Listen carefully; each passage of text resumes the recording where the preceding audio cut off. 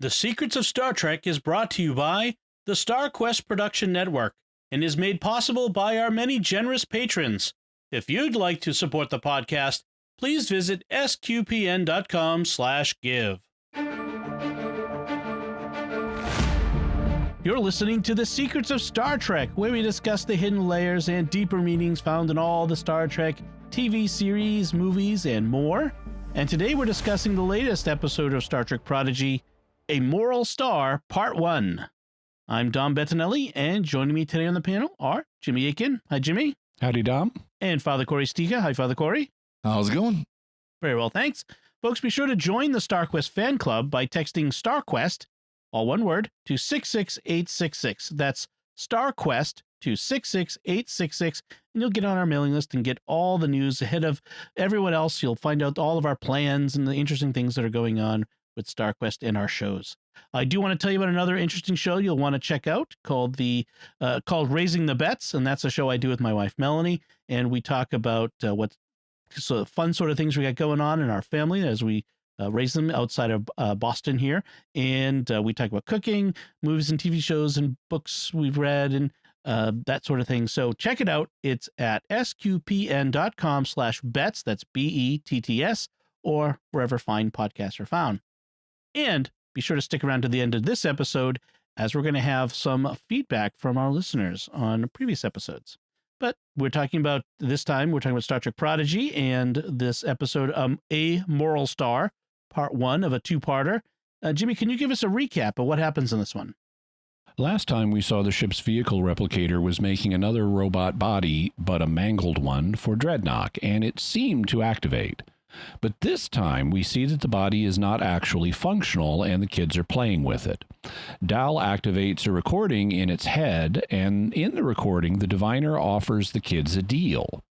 Rather than continuing to chase them across the galaxy, he says he will release all of his slave miners if they will come back and give him the protostar. If they don't come back, he says the slave miners will suffer, which the kids take to mean that the miners will all die. Faced with a tough choice, the kids decide to go back, but they plan some kind of daring rescue operation to save the miners, the details of which are hidden from the audience. When they get there, the diviner says, "I am altering the deal. Pray I do not alter it further," and demands that they let Gwyn go with him.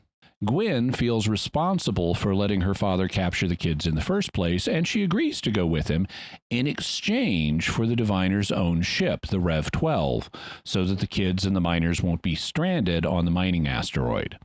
The diviner agrees and frees all the miners. But as he, Gwyn, and Dreadnought are leaving on the protostar, he destroys the Rev 12's power generators. This causes the asteroid to lose artificial gravity, and when the batteries run out, its force fields will shut off and they will all die from lack of oxygen. Gwyn tells her father he's a monster, but she still engages him in conversation because he's been telling her that there's some hidden truth that she isn't aware of that somehow justifies all of his actions.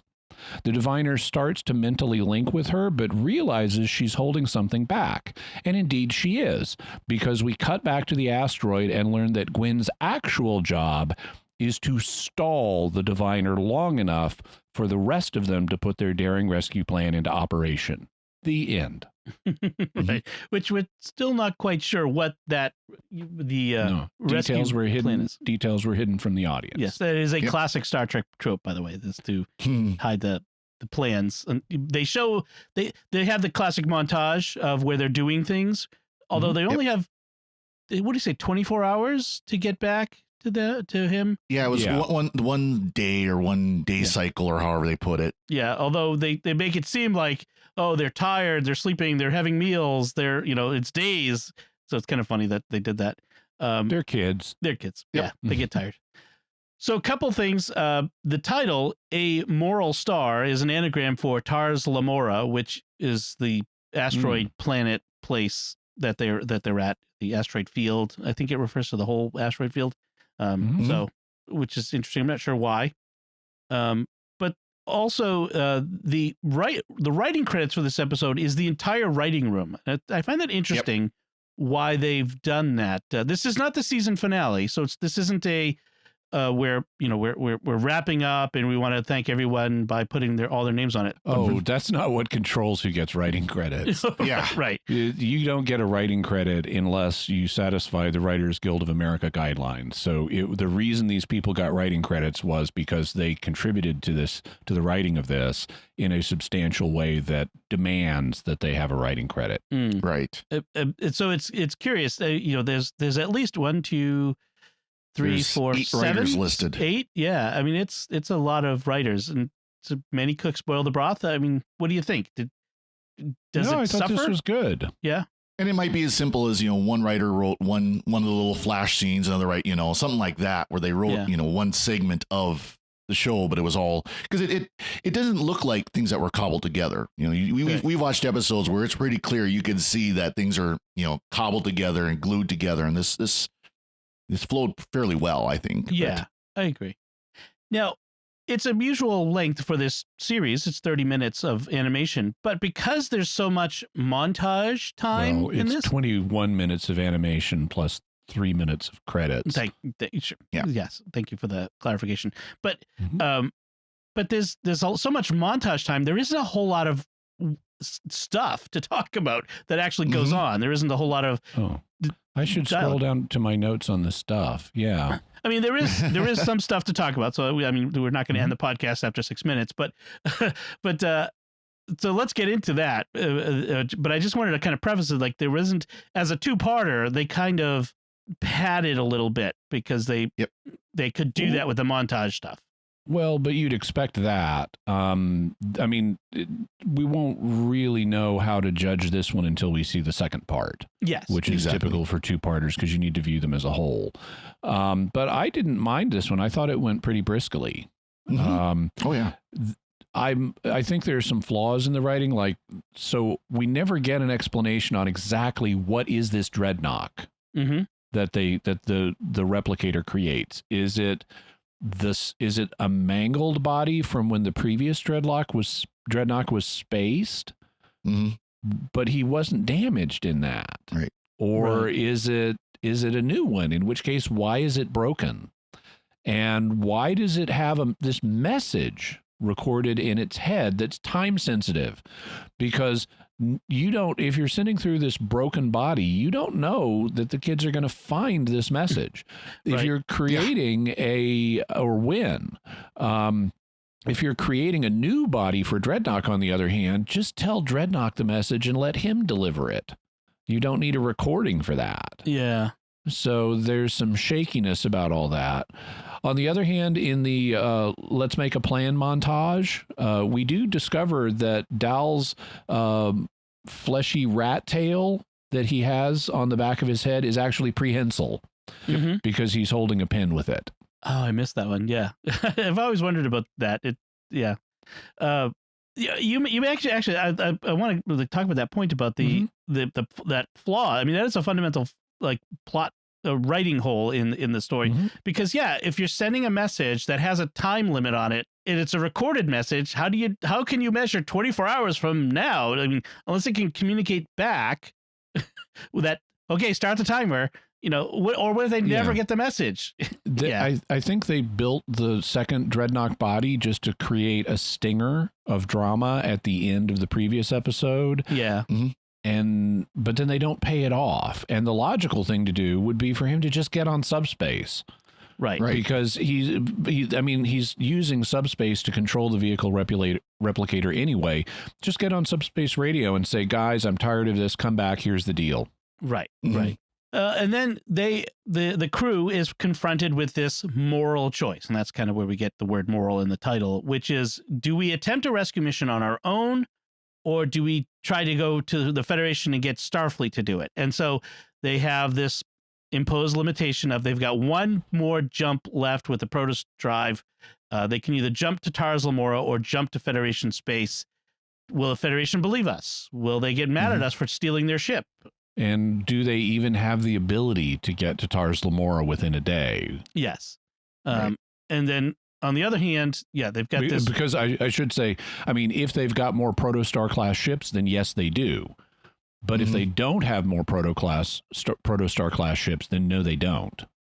Well, and how do you refuel or recharge the drive? Because it's hand wavy. They make it sound like it's a regeneration type thing where it does it on its own, but it's one of these where once you've done the nitro boost, you have to wait for the nitro tank to refill before it'll do it again. Right, and it's apparently not 24 hours. So even if they give the drive over to the diviner, he's not going to be able to jump away in this anyway. He wouldn't have been able to, at the end of this episode, wouldn't have been able to jump away because they've depleted the last charge.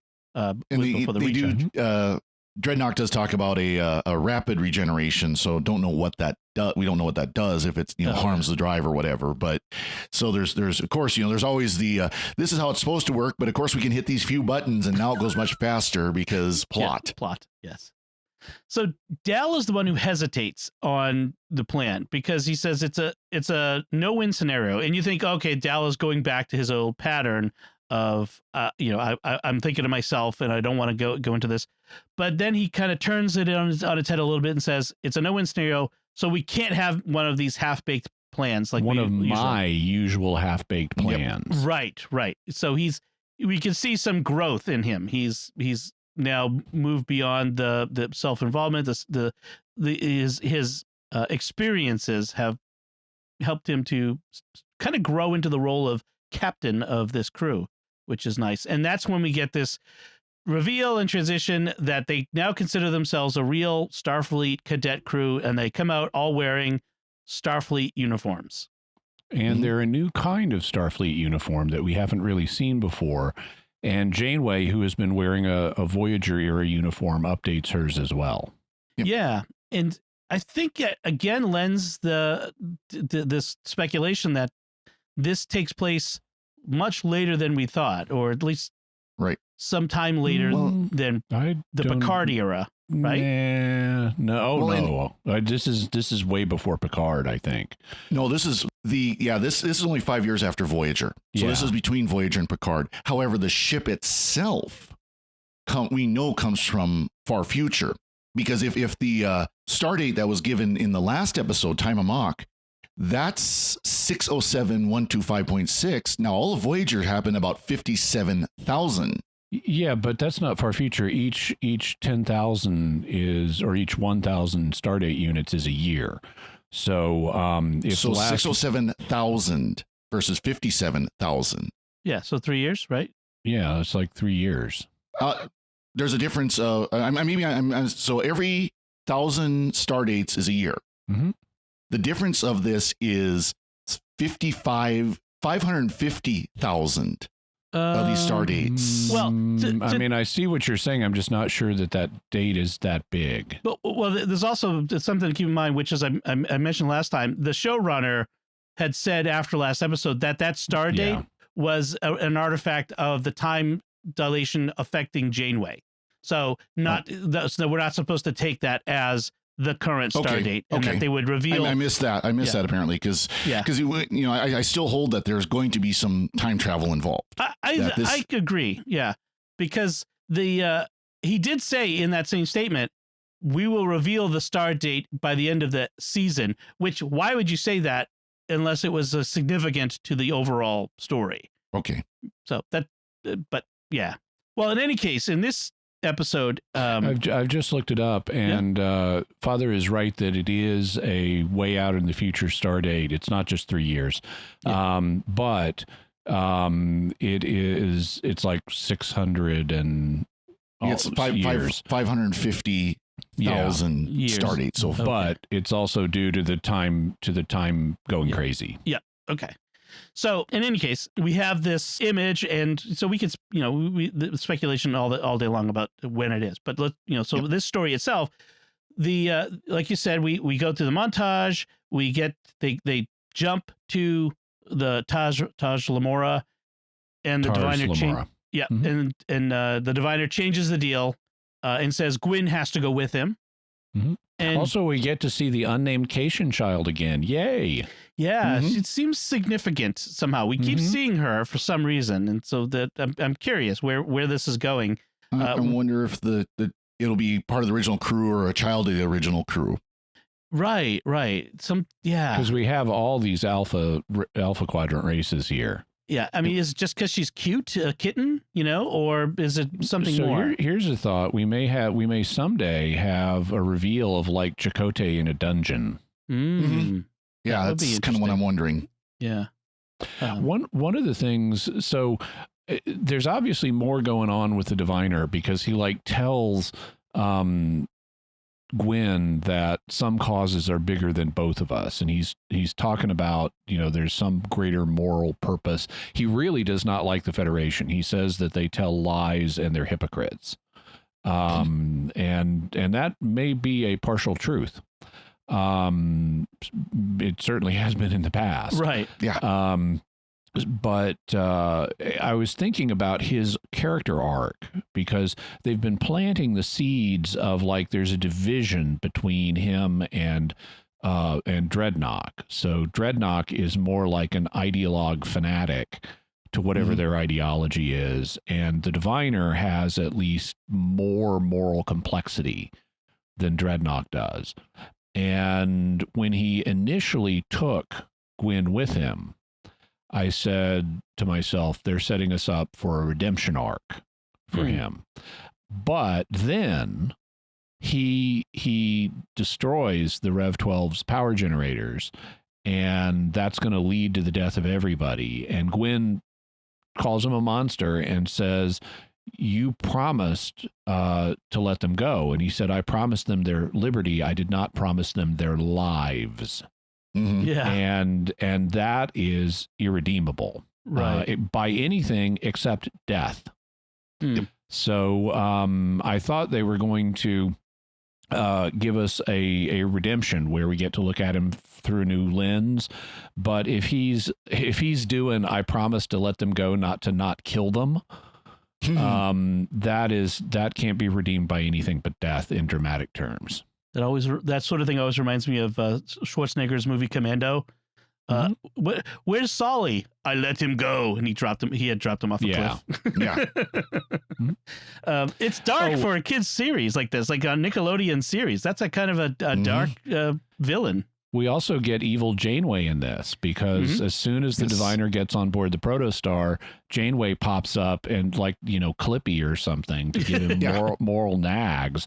And it's like Dreadnought removed this Starfleet distraction, and Dreadnought just reprograms her and activates a dark version that they apparently had loaded into the computer's memory. It's just like they pulled her from the Mirror Universe version. That's what I was just thinking too, yeah. Which is similar, Mary Alpha points out, is similar to when the Doctor on Voyager had his ethical subroutines deleted in Equinox, the two-parter. He had moral ethical subroutine problems a lot, actually. Yeah, exactly. Those needed to be duplicated and backed up somewhere, I think. So, yeah, that's interesting. Yeah, he double crosses them and then double crosses them. So first the double cross is when he forces Gwyn to go with them, and then the double cross when they destroy the generators, and they have to the crew, our little crew, play acts at being all upset and we're dying, and then once they're far enough away, they reveal that they've double crossed. Their part of their plan was to steal the Protostar and shove it inside of Murph, which I think is awesome because Murph is indestructible. Set up, he's indestructible, so okay, he can hold a Protostar inside of him, and then shoved him in a zero casing, basically. Yes, and they've also got thruster packs because they anticipated the loss of gravity. Right. So yeah, that's a lot of fun. I love Murph. I think there's more to come from Murph. To see sort of the infinite bag of holding, essentially at this point. So we'll see how that goes. And then that kind of ends, and it felt like you said. I mean, there was a lot of cool, good things going on, but it felt like it ended very quick. But it was a regular length episode. Well, and that kind of brisk pace means it's enjoyable, because when it's not enjoyable is when you notice how long it's taking to get through this. Right. The essential plot we have here is what's known as a caper plot, where now often caper plots involve criminal activity, like in Ocean's 11, for example, is a classic caper plot where you you're going to knock over this casino, and we get to see the plan, and then we get to see how the plan goes wrong and has to be readjusted on the fly, and ultimately the heroes win and they walk away with their money. And then a spoiler happens that I won't spoil. But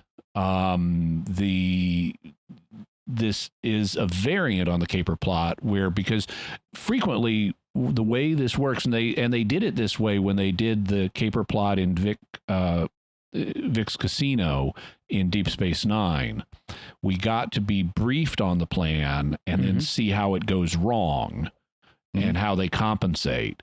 And that's one way of doing a caper plot. But another way of doing a caper plot is to hide the plan from the audience so that we see it for the first time as they're implementing it. And that's what they're doing in this story. Right. But I like caper plans, and so they're interesting because they have to be intricately plotted, and intricate plotting is what I really enjoy. So yeah, it's fun. I like it. I think like you said, and plots like this involve twists, and I love twists. So I wanted to kind of go back to the diviner and the information he's holding back, that he's promised to tell Gwyn but keeps failing to tell her. And it has Gwyn, to do... I am your father. I know. Not a news. And he apologizes for leaving her behind on the living planet that was going to kill her, and taking says that was a mistake. Yeah.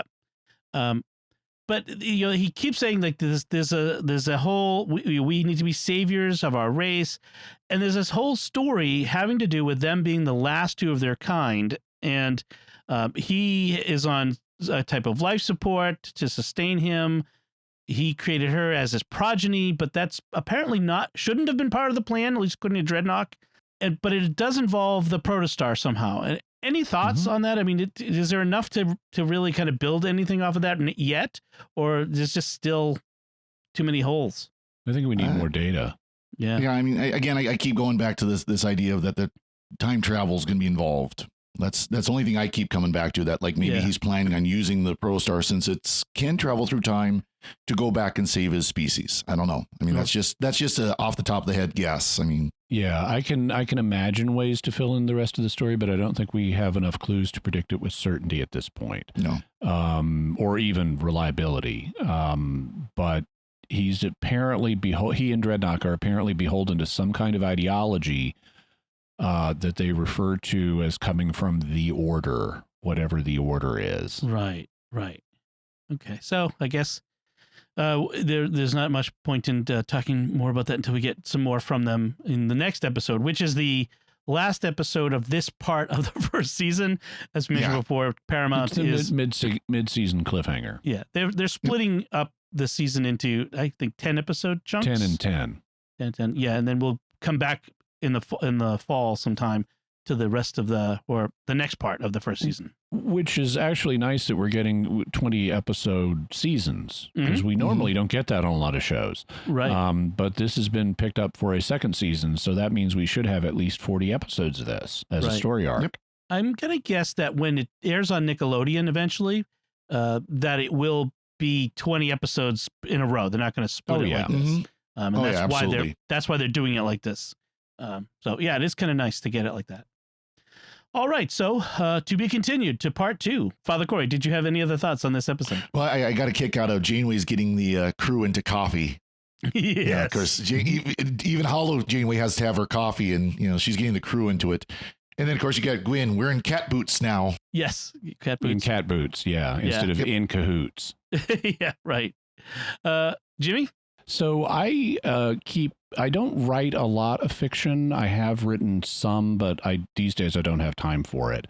But I keep a little note file of ideas, including names for species you might find on other planets. Mm-hmm.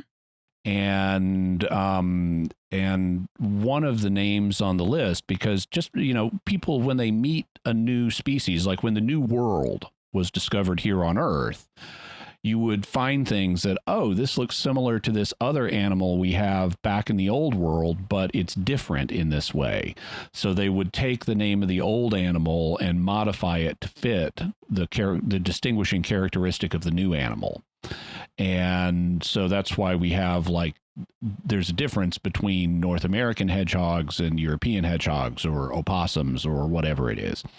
And so I have this list of adjectives and list of creature names, and one of the creatures on the list is the snot weasel.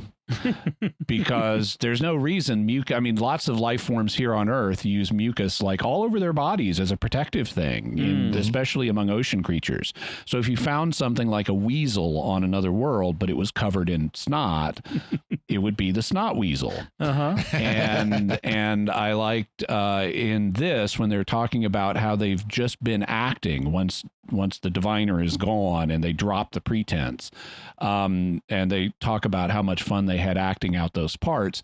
Jankum Pog, and I think his last name must be a reference to pig. Yeah. Because of Tellarites are like pigs. But Jankum Pog says, Jankum takes to acting like a puss hog takes to phlegm. and I thought, there you go. Same kind of thought pattern. Snot weasels must be a native species to Tellar. So speaking of writing fiction, I've actually wrote some Star Trek fan fiction a long time ago. If you go to my website, betnet.com/Star Trek, you'll find 2 stories I wrote in the Star Trek universe 20 years ago. I'm looking at the dates on it now. I'm like, oh my gosh, that was a long time ago. Who knows if it stands to test of time. I was going to say, you actually still want to promote it? If someone wants to read it and tell me what they think, I'd love to hear. But kind of fun. All right. So if that does it for the discussion of A Moral Star, we could get to our listener feedback. Our first feedback comes from our friend Bennett on Facebook, who is commenting on our episode 182 on shore leave. And he says, for a number of reasons, I only just listened to the discussion of shore leave and the discussion about Kirk's fake girlfriend and Jimmy's deeply honest comments about his wife, which made me think of an event in my life from some years back. My wife, who's very petite and looks quite young for her age, and I had gone to a church in the nearby town of Henley-on-Thames. Whilst there, an older man approached my wife and said that she looked so much like his daughter, who had recently died suddenly. This may sound weird, but he asked if he could say goodbye to his daughter through my wife, as he hadn't been able to. There were tears for my wife and for him as he hugged her. He went through a process of saying goodbye, and it was a moment that has stayed with us ever since. It was actually poignant and lovely. A similar real-world example of what you spoke of in the podcast. It made the discussion in the podcast all the more grounded for me. Thank you, Bennett. That's awesome. Very moving. Yeah. And very nice because I can imagine some people thinking this is a little creepy. This is not for me, but I understand the perspective of one who is grieving, and it's a real kindness to enable someone to help do something they deeply regretted, even if it's only symbolic, like not being able to say goodbye. Right. That is a real act of charity. So yeah, kudos to your wife for doing that. And then our second feedback is about our discussion of Lower Deck Season 1 in general. And we got this from a patron, Jason, who writes, hello, I'm a Patreon member. I love the podcast. And I've heard that you mentioned in the past how Star Trek Lower Decks pays homage to its predecessors in a loving way. But I also think it includes many different Universal science fiction callbacks. Yes. They did make a reference to the screeching eels from The Princess Bride. Yeah, I remember that. That was good. But I noticed recently that there's another callback to, of all things, Firefly. In the Lower Deck episode's Temporal Edict, the very last scene shows an outdoor classroom with children studying in the far future. This is an identical set based on the Firefly Serenity movie where River Tam has a flashback.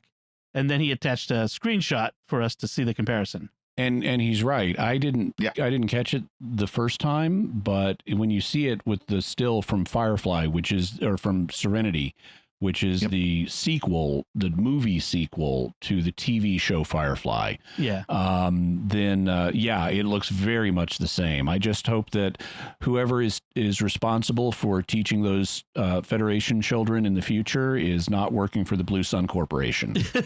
Yeah, exactly. 2 by 2 hands of blue. Thank you for that feedback. All right, let's wrap things up there. We want to take a moment to thank our patrons who make it possible for us to create Secrets of Star Trek, including Daniel M., Stephen G., Jason K., Ruth K., and Joseph F. Their generous donations at sqpn.com/give make it possible for us to continue the Secrets of Star Trek and all the shows at StarQuest. You can join them by visiting sqpn.com/give. So that's it from us. We'd love to hear your feedback on this episode, A Moral Star, Part 1.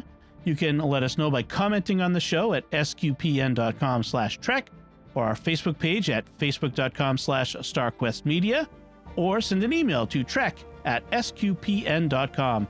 We'll be back next time when we'll be discussing, well, presumably, A Moral Star Part 2 of Star Trek Prodigy. And until then, Father Cory Sticha, thank you for joining me and sharing the secrets of Star Trek. Thank you, Dom. And Jimmy Akin, thank you as well. Thank you, and live long and prosper. And once again, I'm Dom Bettinelli. Thank you for listening to the Secrets of Star Trek on StarQuest. And remember, to bring hope to a hopeless cause, nothing's more Starfleet than that.